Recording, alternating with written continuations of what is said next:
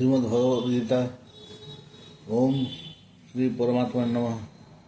अथ त्रयोदश अध्याय क्षेत्रज्ञ विभाग योग।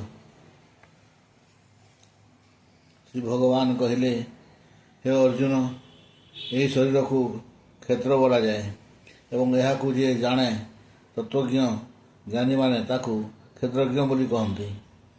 हे अर्जुन, तुम्हें मत सबु क्षेत्र शरीर क्षेत्रज्ञ अर्थात जीवात्मा बोली मध्य जान एवं क्षेत्र और क्षेत्रज्ञ उभय को ज्ञान अर्थात विकार सहित प्रकृति और पुरुष उभय को तत्व जानिबा ही मो मतरे ज्ञान अटे।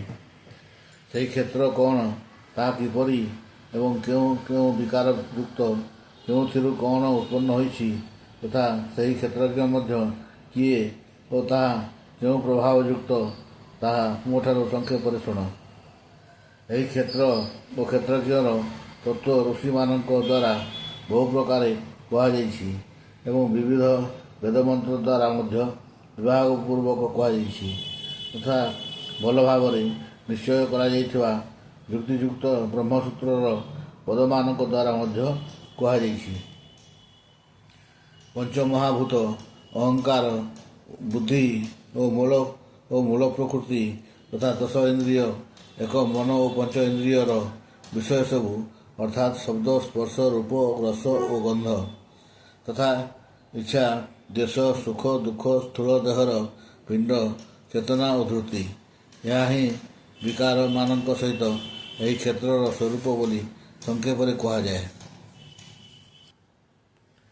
निजठारे निरभिमानता अदाम्भिकता प्राणीमात्र के समस्त प्रति अहिंसा क्षमाशीलता मन वचन आदि सरलता श्रद्धा भक्तिर सहित गुरुंकर सेवा अंतर्बाह्य शुद्धि अंतकरण स्थिरता और मन इंद्रिय सहित शरीर निग्रह यहलोक तथा परलोकर सकल प्रकार भोगरे आसक्ति शून्यता अहंकार शून्यता जन्म मृत्यु जरा और व्याधि आदि दुख और दोष दर्शन नहीं बारंबार विवेचना पुत्र स्त्री गृह एवं धन आदि आसक्ति शून्यता ममता शून्यता तथा प्रिय प्राप्ति हो किंबा अप्रिय प्राप्ति हो सर्वदा समचित्तता मोठारे अर्थात परमेश्वर ठारे अनन्य जगत द्वारा अव्यभिचारिणी भक्ति तथा एकांत और शुद्ध स्थान रहिबार स्वभाव विषयासक्त लोकमान प्रति विराग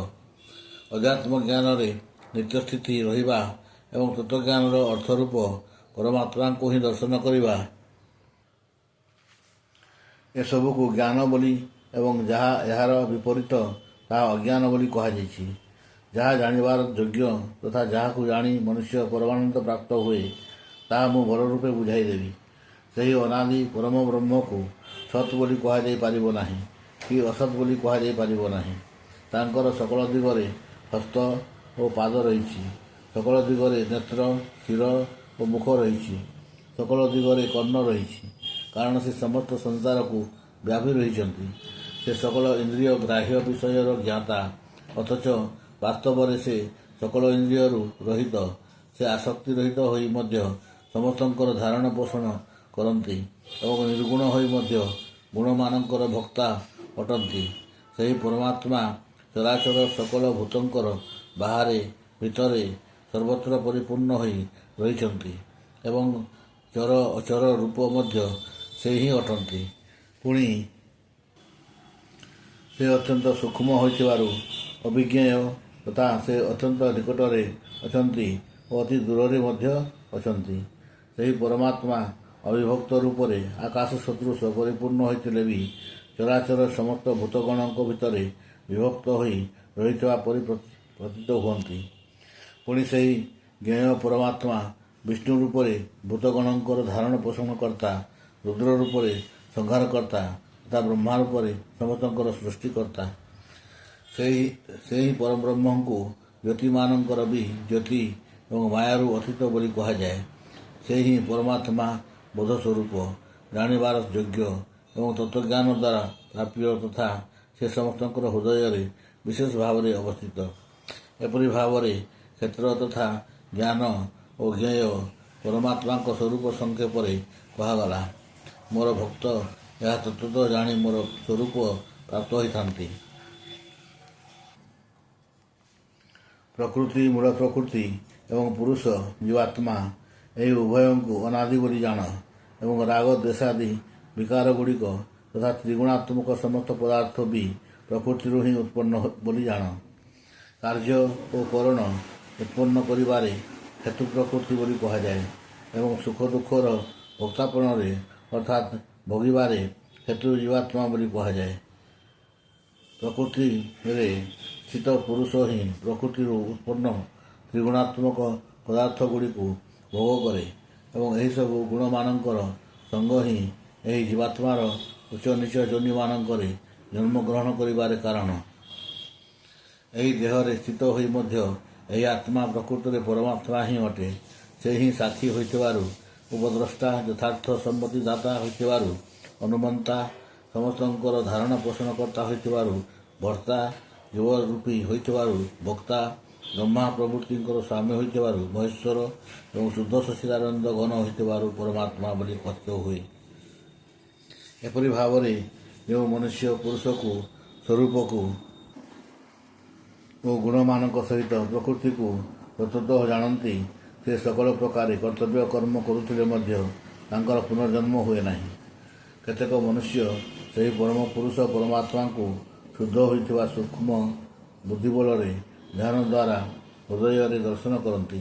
ଅନ୍ୟ କେତେକ ଜ୍ଞାନଯୋଗ, ସାଂଖ୍ୟଯୋଗ ଦ୍ୱାରା ଓ କେତେକ କର୍ମଯୋଗ ଦ୍ୱାରା ତାଙ୍କୁ ଦର୍ଶନ କରନ୍ତି ଅର୍ଥାତ୍ ପ୍ରାପ୍ତ ହୁଅନ୍ତି।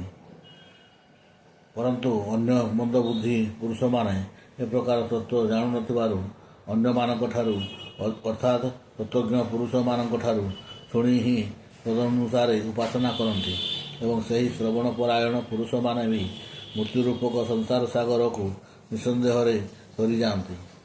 ହେ ଅର୍ଜୁନ, ଯେତେ ସବୁ ସ୍ଥାବର ଜଙ୍ଗମ ପ୍ରାଣୀ ଉତ୍ପନ୍ନ ହୁଅନ୍ତି, ସେସବୁଙ୍କୁ ତୁମେ କ୍ଷେତ୍ର ଓ କ୍ଷେତ୍ରଜ୍ଞର ସଂଯୋଗରୁ ହିଁ ଉତ୍ପନ୍ନ ହୁଅନ୍ତି ବୋଲି ଜାଣ। ଯେଉଁ ପୁରୁଷ ବିନାଶଶୀଳ ସକଳ ଚରାଚର ଭୂତଗଣଙ୍କଠାରେ ପରମେଶ୍ୱରଙ୍କୁ ନାଶରହିତ ଏବଂ ସମଭାବରେ ସ୍ଥିତ ଦେଖନ୍ତି, ସେ ହିଁ ଯଥାର୍ଥ ଦେଖନ୍ତି। କାରଣ ଯେଉଁ ପୁରୁଷ ସର୍ବତ୍ର ସମଭାବରେ ଅବସ୍ଥିତ ପରମେଶ୍ୱରଙ୍କୁ ସମାନ ରୂପରେ ଦେଖିବାରୁ ନିଜ ଦ୍ୱାରା ନିଜକୁ ନଷ୍ଟ କରନ୍ତି ନାହିଁ, ସେ ଫଳସ୍ୱରୂପ ପରମଗତି ପ୍ରାପ୍ତ ହୁଅନ୍ତି। ଏବଂ ଯେଉଁ ପୁରୁଷ ସକଳ କର୍ମ ସବୁ ପ୍ରକାରେ ପ୍ରକୃତି ଦ୍ୱାରା ହିଁ କରାଯାଉଛି ବୋଲି ଦେଖନ୍ତି ଓ ଆତ୍ମାକୁ ଅକର୍ତ୍ତା ବୋଲି ଦେଖନ୍ତି, ସେ ହିଁ ଯଥାର୍ଥ ଦେଖନ୍ତି। ଏହି ପୁରୁଷ ଯେଉଁ କ୍ଷଣି ଭୂତ ସମୁଦାୟର ପୃଥକ୍ ପୃଥକ୍ ଭାବ ଏକ ପରମାତ୍ମାଙ୍କଠାରେ ଅବସ୍ଥିତ ଥିବା ଦେଖନ୍ତି ଏବଂ ସେହି ଏକ ପରମାତ୍ମାଙ୍କଠାରୁ ସମସ୍ତ ଭୂତଙ୍କର ବିସ୍ତାର ହୋଇଛି ବୋଲି ଦେଖିପାରନ୍ତି, ସେ ସେହି କ୍ଷଣି ସଚ୍ଚିଦାନନ୍ଦ ଘନ ବ୍ରହ୍ମଙ୍କୁ ପ୍ରାପ୍ତ ହୋଇଯାଆନ୍ତି। ହେ ଅର୍ଜୁନ, ଅନାଦି ହୋଇଥିବାରୁ ଓ ନିର୍ଗୁଣ ହୋଇଥିବାରୁ ଏହି ଅବିନାଶୀ ପରମାତ୍ମା ଶରୀରରେ ରହି ମଧ୍ୟ ବାସ୍ତବରେ କିଛି କରନ୍ତି ନାହିଁ କି କୌଣସିଥିରେ ଲିପ୍ତ ହୁଅନ୍ତି ନାହିଁ। ଯେପରି ସର୍ବତ୍ର ବ୍ୟାପ୍ତ ଆକାଶ ସୂକ୍ଷ୍ମ ହୋଇଥିବାରୁ କାହା ଦ୍ୱାରା ଲିପ୍ତ ହୁଏ ନାହିଁ, ସେପରି ଦେହରେ ସର୍ବତ୍ର ଅବସ୍ଥିତ ଆତ୍ମା ନିର୍ଗୁଣ ହୋଇଥିବାରୁ ଦେହର ଗୁଣମାନଙ୍କ ଦ୍ୱାରା ଲିପ୍ତ ହୁଏ ନାହିଁ। ହେ ଅର୍ଜୁନ, ଯେପରି ଏକ ହିଁ ସୂର୍ଯ୍ୟ ସମସ୍ତ ବ୍ରହ୍ମାଣ୍ଡକୁ ଆଲୋକିତ କରିଥାଏ, ସେହିପରି ଏକ ହିଁ ଆତ୍ମା ସମସ୍ତ କ୍ଷେତ୍ରକୁ ଆଲୋକିତ କରେ। ଯେଉଁ ପୁରୁଷମାନେ ଏପରି ଭାବରେ କ୍ଷେତ୍ର ଓ କ୍ଷେତ୍ରଜ୍ଞର ପ୍ରଭେଦ ତଥା କାର୍ଯ୍ୟ ସମେତ ପ୍ରକୃତିରୁ ମୁକ୍ତ ହେବା ପ୍ରଣାଳୀ ଜ୍ଞାନନେତ୍ର ଦ୍ୱାରା ତତ୍ତ୍ୱତଃ ଜାଣିପାରନ୍ତି, ସେହି ମହାତ୍ମାମାନେ ପରବ୍ରହ୍ମ ପରମାତ୍ମାକୁ ପ୍ରାପ୍ତ ହୁଅନ୍ତି। ହରି ଓಂ ତସ୍ସଦିତି ଶ୍ରୀମଦ୍ଭଗବଦ୍ଗୀତା ଉପନିଷତ୍ସୁ ବ୍ରହ୍ମ ବିଦ୍ୟାୟାଂ ଯୋଗଶାସ୍ତ୍ରେ ଶ୍ରୀକୃଷ୍ଣାର୍ଜୁନ ସମ୍ବାଦେ କ୍ଷେତ୍ର କ୍ଷେତ୍ରଜ୍ଞ ବିଭାଗ ଯୋଗ ନାମ ତ୍ରୟୋଦଶୋऽଧ୍ୟାୟ। ହରି ଓମ୍।